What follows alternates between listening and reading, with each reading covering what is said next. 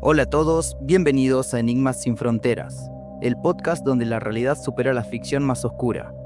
Soy Fede González y juntos exploraremos los casos más atroces de crímenes reales, los misterios más profundos de la humanidad, los avistamientos inexplicables de ovnis y los fenómenos paranormales que desafían nuestra comprensión. Los invito a seguir este podcast para no perderse ni un solo relato y así ayudarnos a que estos episodios circulen y lleguen a más oídos curiosos. Advertencia: el siguiente relato contiene detalles explícitos de violencia, abuso infantil y descripciones perturbadoras. Se recomienda discreción. Hoy nos adentraremos en la historia de Maddie Clifton. En noviembre de 1998, una sombra escalofriante se cernió sobre la apacible comunidad suburbana de Jacksonville, Florida, un vecindario donde las casas se alineaban con la promesa de seguridad y la vida transcurría con la cadencia predecible de las rutinas familiares. Justo ahí, en medio de esa aparente normalidad, vivían dos familias vecinas, los Clifton y los Phillips, y en el centro de esta historia se encuentran dos niños, Madeline Ray Maddie Clifton, una niña de 8 años, descrita por todos como tranquila y querida, y al otro lado de la calle, Joshua Earl Patrick Phillips, un adolescente de 14 años. Una diferencia de 6 años separaba sus vidas, pero a pesar de ello, eran amigos. La vida de Joshua estaba marcada por una realidad mucho más sombría que la de Maddie, con un padre violento y adicto, un contexto que, según se sabría después, tuvo un impacto crucial en los eventos que estaban por desatarse. La tarde del 3 de noviembre de 1998 se presentaba como un día cualquiera. Maddie, tras regresar de la escuela y practicar piano, salió a jugar. Se dirigió a la casa de Joshua para invitarlo a jugar béisbol. Aunque Joshua tenía prohibido recibir visitas en ausencia de sus padres, especialmente de su padre, cuya reacción temía profundamente, dejó entrar a Maddie. Lo que comenzó como un juego inocente en el patio, pronto se precipitaría en un abismo de horror inimaginable. Horas después, la normalidad se quebró. Alrededor de las 6:20 de la tarde, Sheila Clifton, la madre de Maddie, la llamó para cenar. Sin respuesta, la buscó. Su instinto la llevó directamente a la casa de los Phillips, segura de que Maddie estaría allí. Pero Joshua, con una frialdad perturbadora, le mintió. Negó haberla visto sin siquiera permitirle pasar. La búsqueda inicial por el vecindario fue infructuosa, y a las 6:33 p.m., la señora Clifton, presa de la desesperación, llamó al 911. La desaparición de Maddie desató de inmediato una movilización masiva. Cientos de voluntarios, la familia, amigos y hasta las tropas de la Guardia Nacional se sumaron en una búsqueda frenética que duraría 6 largos días. Folletos con el rostro sonriente de Maddie empapelaron la ciudad.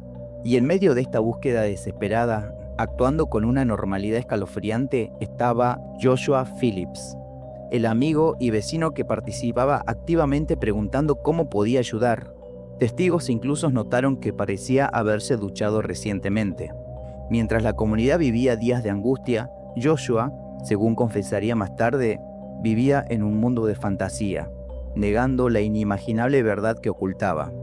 La policía lo interrogó pronto, pero él mintió, evadiendo haber jugado con Maddie. Las búsquedas iniciales en su casa no arrojaron resultados. Detectaron un olor extraño en la habitación, pero lo atribuyeron con terrible ligereza a las jaulas de pájaros que él tenía. La angustia alcanzó su clímax el 10 de noviembre de 1998, una semana después de la desaparición. Melissa Phillips, la madre de Joshua, hacía la limpieza. Un olor nauseabundo, apenas disimulado por una profusión de ambientadores, flotaba en la habitación de su hijo. Su mirada cayó sobre una mancha húmeda cerca de la cama de agua. Una oscura intuición le impulsó a inspeccionar, y entonces la visión que la paralizó de horror. Asomando bajo el borde del colchón de agua, 2 pequeños pies con calcetines blancos. Era el cuerpo sin vida de Maddie Clifton. La habitación de Joshua se convirtió instantáneamente en una macabra escena de crimen. El cuerpo de Maddie, desnudo desde la cintura para abajo, un detalle perturbador inicialmente omitido por Joshua, yacía bajo el colchón. La autopsia y la confesión del adolescente desvelaron una verdad que iba mucho más allá de un accidente o pánico. Tras la llegada de Maddie, algo sucedió. Quizás el golpe inicial con la pelota que Joshua mencionó, pero la evidencia no respaldó esa versión de los hechos afuera, en el patio. La realidad fue mucho más oscura, confinada a los muros de la habitación. Al ver a Maddie herida o llorando, el miedo paralizó a Joshua. En lugar de buscar ayuda, en un acto de pánico o algo más siniestro, la arrastró brutalmente hacia su cuarto para silenciar sus gritos de terror. La golpeó repentinamente en la cabeza con un bate de béisbol. La escondió bajo la cama, creyendo que así resolvería el problema, temeroso de la ira de su padre. Pero la agonía de Maddie no había terminado. Cuando Joshua regresó a la habitación, descubrió que la pequeña seguía con vida, gimiendo desde su oscuro escondite. Fue entonces que, en lugar de enmendar su error, que su pánico inicial se transformó en una determinación escalofriante para silenciarla para siempre. La sacó debajo de la cama y con un cuchillo multiusos le cortó la garganta y la apuñaló salvajemente entre 7 y 9 veces en el pecho y abdomen. La brutalidad fue tal que el experto médico forense confirmó 3 ataques distintos: los golpes iniciales en la cabeza, las mortales heridas en el cuello que le impidieron respirar o se desangrara, y las puñaladas, algunas infligidas cuando Maddie ya estaba muerta. Un detalle que hiela la sangre: la pequeña mano de Maddie fue hallada aferrada a un soporte del marco del colchón de agua, un testimonio silencioso de su aterradora lucha mientras la empujaron bajo el colchón. Tras perpetrar los horrores, Joshua intentó limpiar la habitación y recurrió a una batalla inútil contra el olor fétido usando ambientadores, mientras el cuerpo de la niña, a la que decía ser su amigo, permanecía oculto a escasos metros de la familia y de los cientos que la buscaban. Las inconsistencias del relato de Phillips, como la ausencia de rasgos de sangre o tierra en el exterior y la ropa limpia de Maddie a pesar de haber sido arrastrada, desmantelaron su versión del accidente fuera. La brutalidad, el cuerpo semidesnudo y la naturaleza metódica de los ataques apuntaron a un acto deliberado dentro de la habitación.